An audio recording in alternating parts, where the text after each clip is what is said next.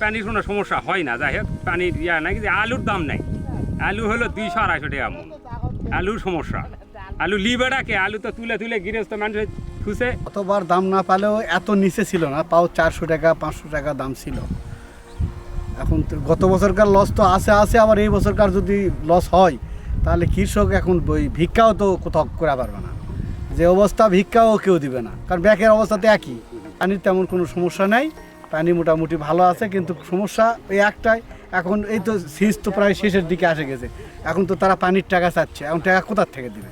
এখন তো ব্যাকেরই একটা আশা ছিল যে আলু বিক্রি করে এটা করবে সেটা করবে, কিন্তু আলু বিক্রি করে তো ওই আলুর যে বীজের যে দাম সেটাও দেওয়া পারবে না, সারালাও দেওয়া পারবে না, পানি আলা তো থাকলোই। এ বহুত ডেনম্যান আছে, তোকার যাওয়া লাগবে না, তুই আয়, তুই এক ডেনম্যান লই ওটা যাই দেখ, বহুত ডেনম্যান আছে, যার পানি লাগবে তাই লিবেইনি। কাছে আমাদের বিশেষ করে অনুরোধ, যেভাবে হোক বিদেশে যাক আর যেভাবে আলু করুক, ইনপুট করুক, করে আমাদের আলুর কমসে কম আলুর ইয়াটা আমাদের স্বয়ংসম্পন্ন করার দরকার। কারণ আমাদের যে অবস্থা, আলু যদি আমাদের কৃষকের মার দেয় তাহলে আমাদের পথে বসা ছাড়া আর অন্য কোনো পথ নেই। বিশেষ করে যে সরকারের কাছে আমার অনুরোধ যে আলুর যেভাবে হোক ইনপুট করে আমাদের কৃষক বাঁচা।